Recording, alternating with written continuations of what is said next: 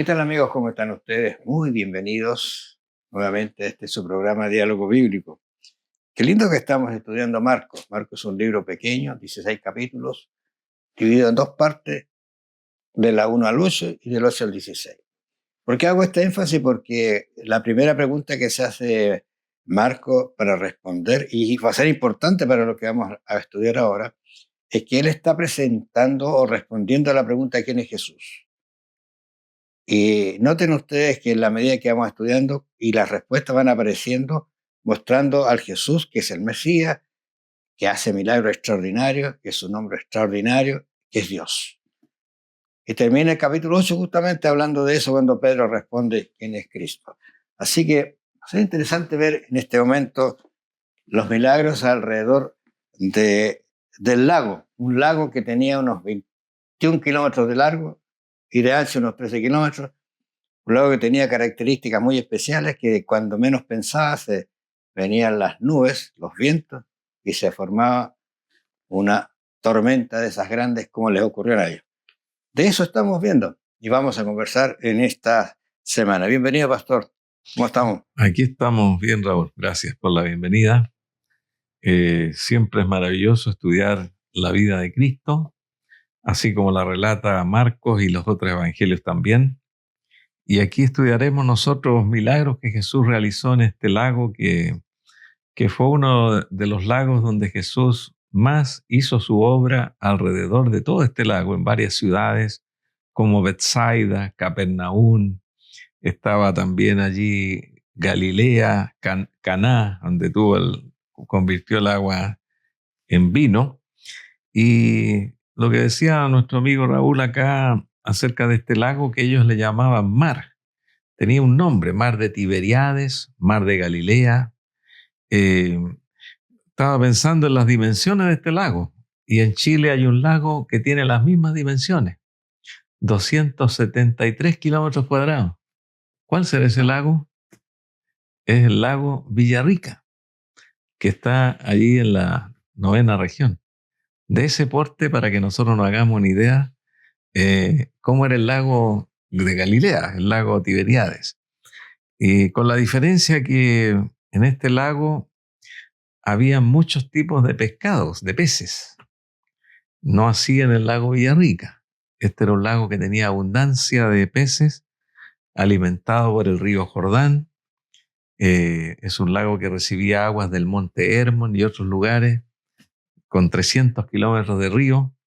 Seguramente eso le daba un nutriente para los peces. Pero eso no es lo relevante, sino que Jesús empezó su obra en el norte. La Biblia nos menciona de que Jesucristo esperaba mucho de los hermanos del norte de Jerusalén. Sin embargo, él muchas veces los reprendió porque allí Jesús hizo la mayoría de sus grandes milagros en aquel contorno. Y ahí aparece la tempestad. Raúl, ¿qué te parece este idilio, Eh, este episodio en la vida de Cristo? Estaba pensando cómo, cómo, cómo transcurre esta historia, porque Jesús lo que más hizo fue caminar en realidad. Pero aquí aparece que él va a hacer algo especial. O sea, acuérdense que Marco está mostrando a Cristo, que es el Hijo de Dios. Él dice, aquel día, cuando llegó la noche, les dijo, pasemos al otro lado. Y despidiendo a la multitud, le tomaron como estaba en la barca y había también con él otras barcas. Pero se levantó, y esto es lo que yo decía, este lago tiene esa característica, en cualquier momento se levanta una tormenta. Dice, pero se levantó una gran tempestad de viento y echaba las olas en la barca de tal manera que ya se anegaba. Y él estaba a la popa durmiendo sobre un cabezal y le despertaron y le dijeron, maestro, ¿no tienes cuidado que perecemos? Dejo hasta acá porque esta es la parte humana de Cristo. Tú sabes que hay muchos relatos, o sea, muchos estudiosos que hablan acerca de la naturaleza de Cristo. Yo tengo una respuesta para eso porque a veces se complican un poquito. Cristo tuvo la naturaleza divina humana, pero en la humana Él venía a cumplir un propósito y un plan, y en ese plan de salvación hay que mirar esa naturaleza. Porque si comenzamos a dividir esa naturaleza, no vamos a entrar en serios conflictos porque no son para entenderlas nosotros. Y aquí, humanamente, Cristo se quedó dormido en una tormenta. No sé si se puede imaginar uno. Tiene que haberle caído agua, no sé cómo estaba. Se movía, gritaban, tira la red, tira el cordel, saca el agua, no sé cómo está. Imagínate, y él durmiendo, pero descansando como ser humano. Claro, precisamente Jesús estaba como dice aquí, en la popa de esa barca, que es la parte de atrás. Había apoyado su cabeza en un cabezal, significa en un lugar donde estaban las redes, había un lugar allí donde Jesús empezó a dormir. Había tenido un día agitado, mucha tensión, y como ser humano, como tú decías, estaba descansando.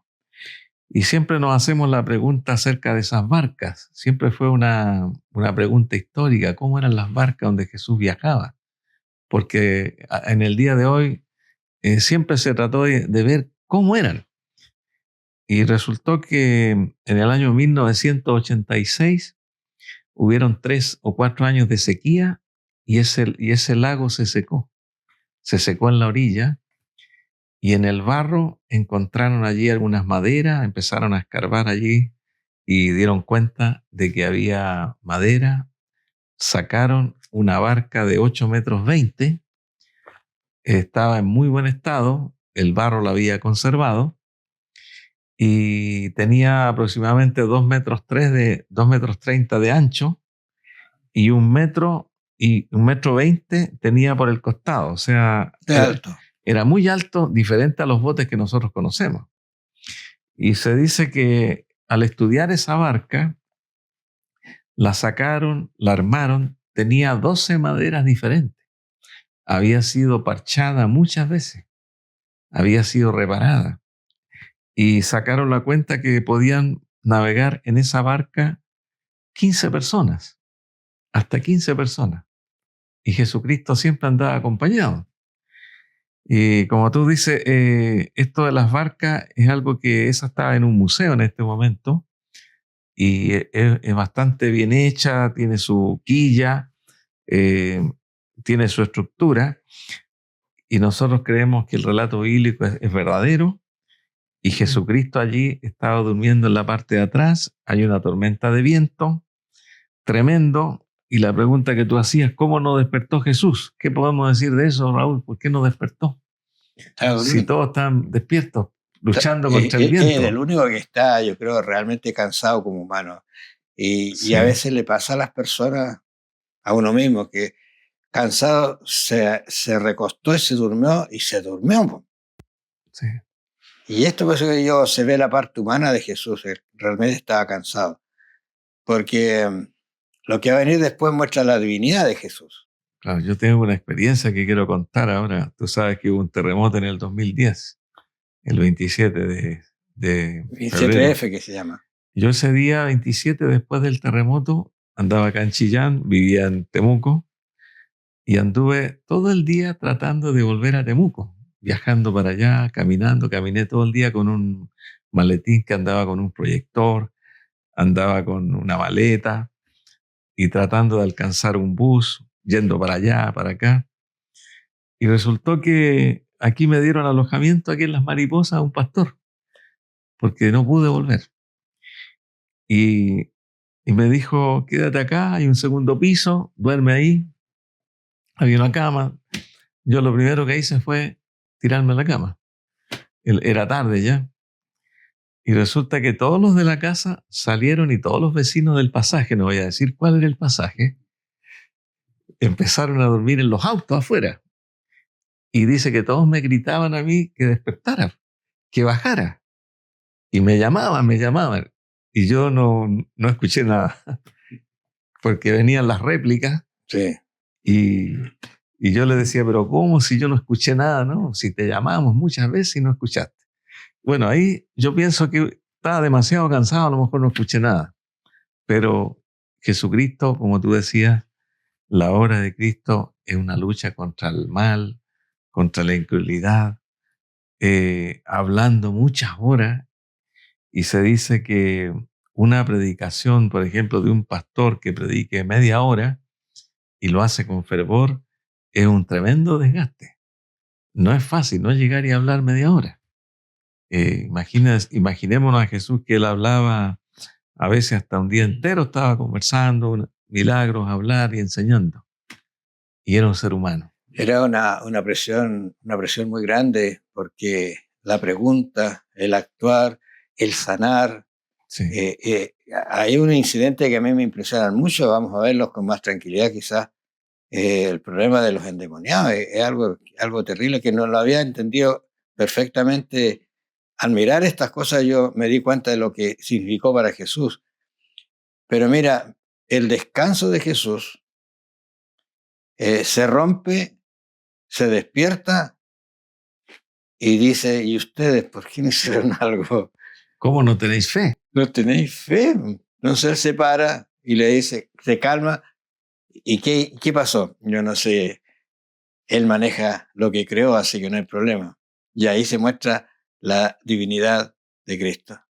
Pero, por eso digo yo, la divinidad de Cristo, pero en bien del plan de la salvación y de salvar al ser humano. No en bien propio ni en superioridad, sino para salvar al ser humano. Y hay otra lección importante, que si nosotros en la vida, que tenemos muchos vientos, muchas tormentas por todos lados, si sabemos que Jesús está a nuestro lado o nosotros al lado de Jesús, tenemos que tener tranquilidad. Esta lección es importante. Los apóstoles, ellos no se acordaron de que Jesús estaba con ellos, aunque le dijeron: Señor, sálvanos, no tienes cuidado que estamos pereciendo. Ellos recurrieron allí en la última hora. Pero es la lección que nos deja a nosotros, de que en la vida tenemos que caminar con Jesús, porque la vida se hace más fácil, se hace más segura, y tener esa seguridad de que si está Jesús vamos a estar más tranquilos, más en paz y con más fe aún de la que pudiéramos tener sin Él. Exactamente.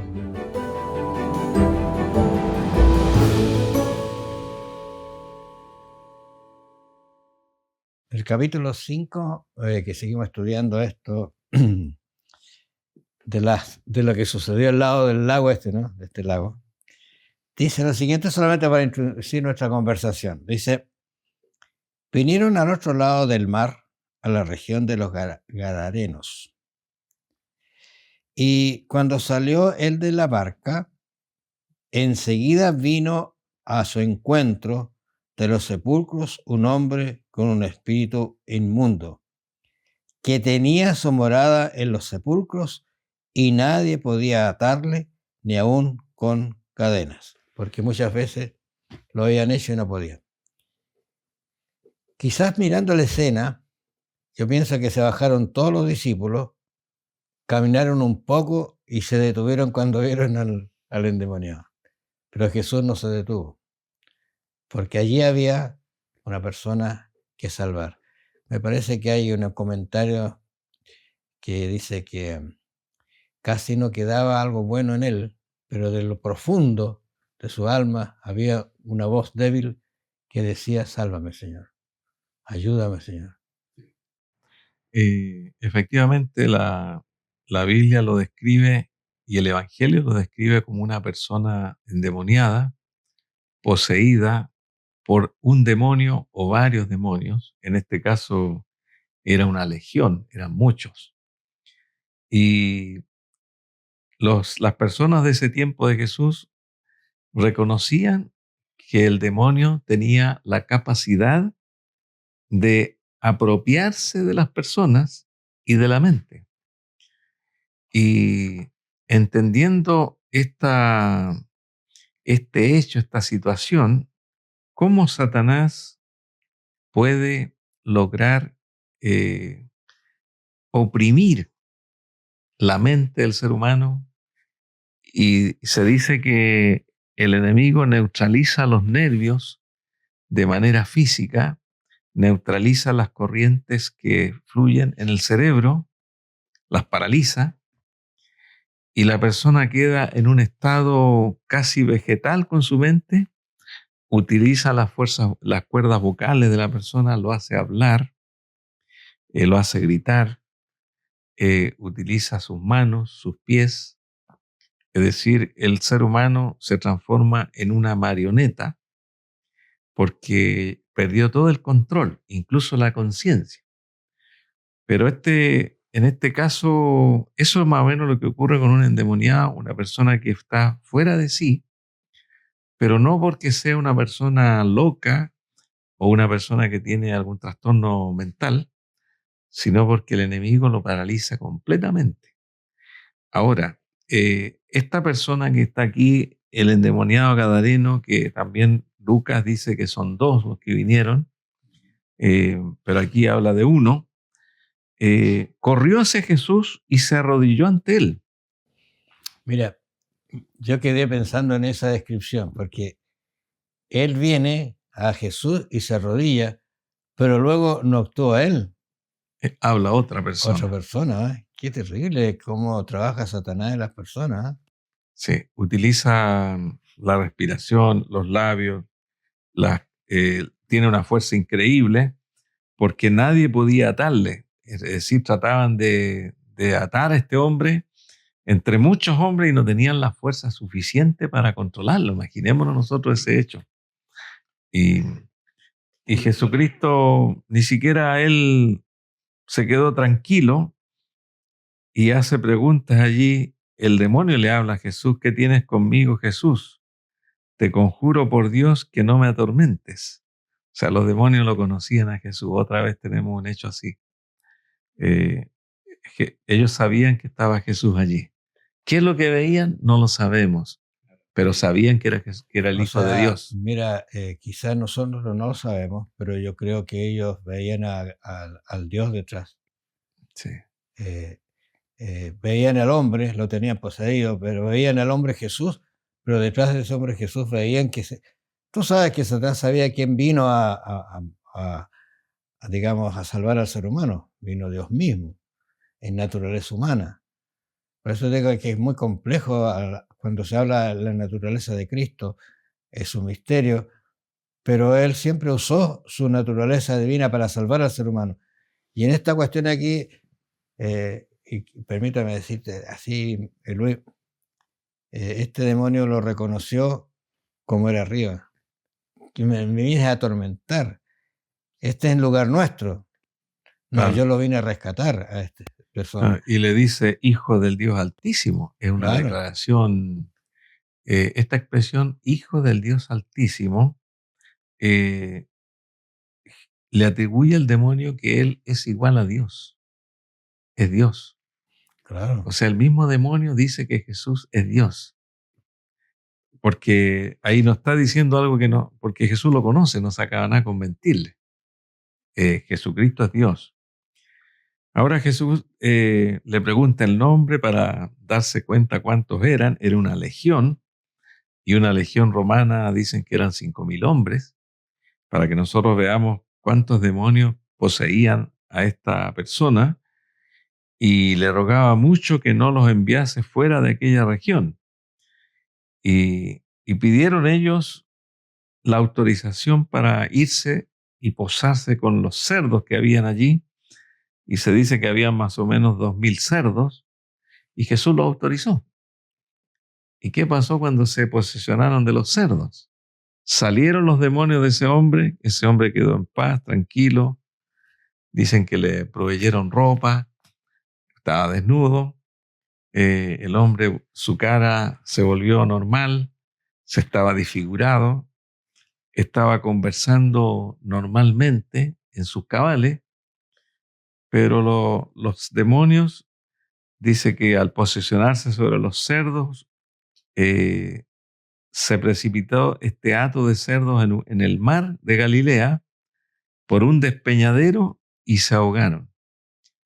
Ahí nosotros vemos en este relato, creo que habíamos comentado en otras lecciones, lo que significa que este hombre quedó libre, los cerdos murieron. Imagínate una cantidad de dinero que ellos tenían allí. pero sabemos que, según la palabra de Dios, el cerdo es un animal inmundo. En aquellas regiones las personas no respetaban mucho las leyes de Dios ni las leyes de Moisés.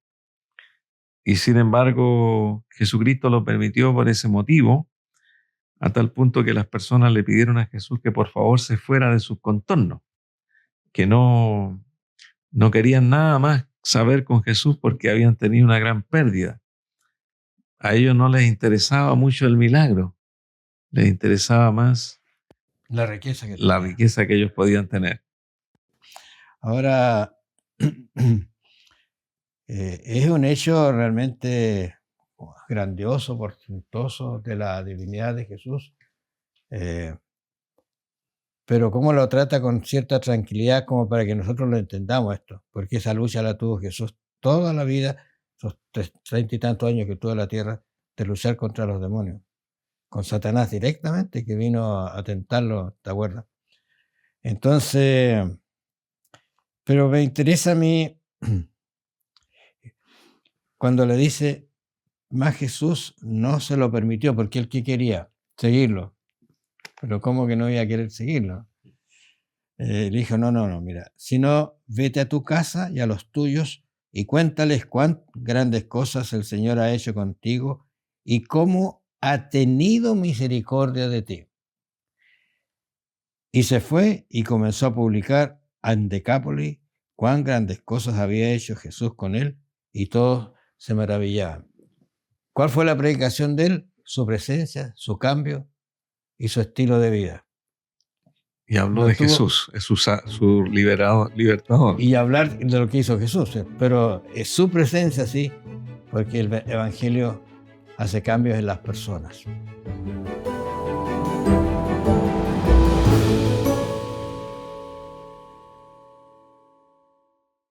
Hay un incidente que, después de pasar a la última parte de nosotros acá, un incidente que lo relata Marcos de una manera especial.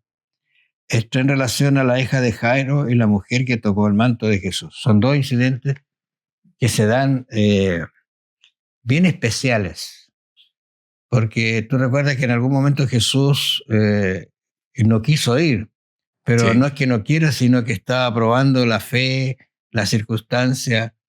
Pero en este caso dice el relato que pasando otra vez Jesús en una barca y vuelve a la barca a aparecer otra vez a la otra orilla y reunió alrededor de él una gran multitud y él estaba junto al mar.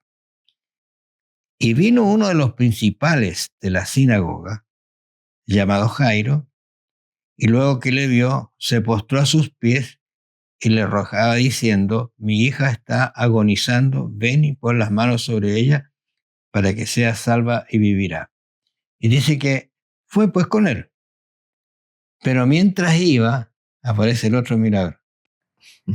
Esa mujer que estaba sufriendo, que había sido tratada por muchos médicos, no había tenido sanidad en absoluto, tocó el manto de Jesús, y el manto de Jesús no fue el que la sanó, sino fue la fe de ella en Jesús.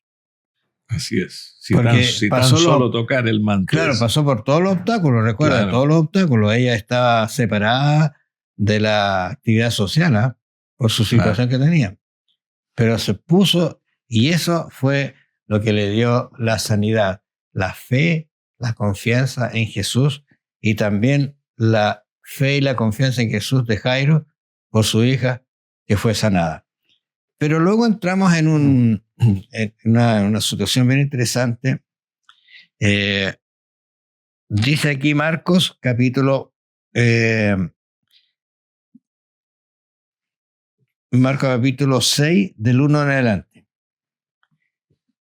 Yo les recomiendo a mis queridos amigos que no dejen pasar los textos que están anteriormente aquí, que nosotros vamos pasando por alto por el tiempo. Son muy bonitos esos detalles que aparece aquí Marcos pone. Pero dice aquí, salió Jesús de allí y vino a su tierra, eso es interesante, y le seguía a los discípulos. Y llegado el día de reposo, comenzó a enseñar en la sinagoga, y muchos oyéndoles se admiraban y decían, ¿de dónde tiene estas cosas? ¿Y qué sabiduría es esta que le es dada? y estos milagros que por sus manos son hechos. Y luego viene la preguntita de, ¿no es este el hijo del carpintero? Claro, Jesucristo ya tenía una fama. Había hecho un recorrido por todas las ciudades que rodean Nazaret y llegó a su ciudad donde él se crió. Se dice que él iba a la sinagoga y se repite muchas veces las visitas de Jesús a la sinagoga. Jesús nunca estuvo en contra de la sinagoga. Era un lugar donde se enseñaba la palabra de Dios del Antiguo Testamento, donde se hacían oraciones, donde la gente cantaba a Dios. Ya no existía como antiguamente todas esas peregrinaciones tan grandes que habían, aunque Jesús fue a los 12 años a Jerusalén. Pero durante todo el año ellos practicaban una vida cristiana, o sea, vida religiosa, y Jesús allí enseñaba porque le dieron la oportunidad de hablar y la gente lo pedía. Jesucristo enseñaba a través del Antiguo Testamento, sacaba aplicaciones, pero como tú dices allí en las preguntas aparecen, bueno, ¿y no este era Jesús? ¿Dónde aprendió? Nunca lo escuchamos hablar así. ¿De dónde sacó esta sabiduría? Y Jesús dijo, no hay profeta sin honra, sino en su propia tierra. Porque las personas dudaban, decían, conocemos su familia, sus hermanas, conocemos, él era como todos nosotros. Éramos iguales o peor porque él era bien callado. Pero ¿cómo ahora se levantó? ¿De dónde sacó todo esto? Y sin asistir a la escuela de los rabinos, ¿eh? Claro. Y además dice que Jesús no pudo hacer allí ningún milagro, salvo que sanó a algunos pocos por allí, por la incredulidad de ellos. Aquí Nazaret se perdió una linda oportunidad. Ellos miraron la parte humana y dijeron, si es de los mismos nuestros, ¿quién nos va a enseñar él? Hay Pero gente así también. algunos se daban cuenta de que había algo especial, porque cómo habla, dice, de la manera que habla, lo Sí. que hace, ¿no es cierto? Hay rechazo y admiración en realidad en Jesús. Vamos a ver aquí un poquito del 6:30, porque está comentando aquí la misión de los 12 discípulos también. Sí, también es importante. Es una... Bueno, llamó a los 12 y comenzó a enviarlos a los de 2 en 2. Esa es una práctica que hasta el día de hoy se usa. Y les dio autoridad sobre los espíritus inmundos. Quizá un paréntesis, creo que lo dijimos en alguna oportunidad. Pareciera que en la época de Cristo esto de los espíritus inmundos, endemoniados, era la tónica, era algo tan común entre las personas. Sí. ¿Quién no estaba? Satanás había hecho un trabajo terrible, ¿eh? Entre las personas. Sí. Ahora dice acá, y les mandó que no llevasen nada para el camino, sino solamente bordón, ni alforja, ni pan, ni dinero en el cinto, sino que calzasen sandalias y no viniesen o no se vistiesen 2 túnicas. Fíjate que me parece interesante esto porque normalmente cuando uno sale así a hacer alguna actividad, lleva todo por si acaso. Pero aquí dije, nada, ¿para qué? Porque aquí tenían que ellos aprender a depender de Jesús, a depender de Él. Y le dijo, donde quiera que entréis a una casa, pasad por ella hasta que salgáis de aquel lugar. Y si en algún lugar os quisieren recibir y no oyeren, bueno, se salen, limpian sus zapatos y van a otra casa. Sí. ¿A quién está atendiendo aquí? Está atendiendo a los judíos. Sí, y precisamente ahí está hablando de la misión de la iglesia, porque Jesucristo fue el maestro de los apóstoles, pero ahora los envió solos. Les dio autoridad, como menciona la palabra de Dios, y ellos salieron a pueblos distintos, cada uno a un lugar distinto. Y les dijo que tenían que predicar que los hombres se arrepintiesen. Es decir, fueron enviados con una misión, a ser llamados al arrepentimiento, a aceptar el reino de Dios, y tenían el poder porque aquí en el verso 13 dice, echaban fuera muchos demonios ungían con aceite a muchos enfermos y sanaban. Esto es lo maravilloso que veo en este texto, porque los discípulos hasta ese momento veían que Jesús hacía la obra, y hasta llegaron a pensar ellos que si Jesús no sacaba a los demonios, nadie lo iba a hacer. Pero aquí vemos que ellos también lo hicieron. Y también los hombres se arrepentían, sanaban los enfermos. Y esa es una de las bendiciones que Dios también le da a los siervos de Dios. La posibilidad de orar por los enfermos, de echar fuera demonios. Y pensamos que esta obra todavía está vigente para aquellos que están puestos en las manos de Dios para cumplir con este servicio misionero. Aparece también, terminando el capítulo 30, acerca de la alimentación de los 5.000. Hay unas palabras que son muy lindas, porque dice que viendo la muchedumbre, la cantidad de personas, tuvo compasión de ellos. Y le dice a los discípulos: aquí hay un problema de alimentación, denle de comer. Sabiendo Jesús que con eso está enseñando algo a la gente, a las personas. No los quiere poner en ridículo, pero le está enseñando algo. ¿Y qué va a decir los discípulos? Señor, si tuviéramos mucho dinero. Yo siempre pensaba que para alimentar a 5.000 personas, no era una persona la que tenía que hacer pan, sino muchos. Y un tiempo, qué sé yo, una serie de procesos. Dale vosotros, pero ni 200 denarios, dice, les daríamos de comer. 200 denarios de alta plata. ¿Cuántos panes tenéis? Id y verlo, y al saberlo dijeron 5 y 2 peces. ¿Qué está mostrando Marco aquí? ¿Quién es Jesús? El que puede hacer la multiplicación de la nada, muchas cosas. Se recostaron, se ordenaron y le entregaron los panes a la gente y comieron todos. Y estamos pensando que cuando se habla de 5.000, sin contar la mujer y los niños, o sea, perfectamente podrían haber sido 15.000 personas. Perfectamente, justamente.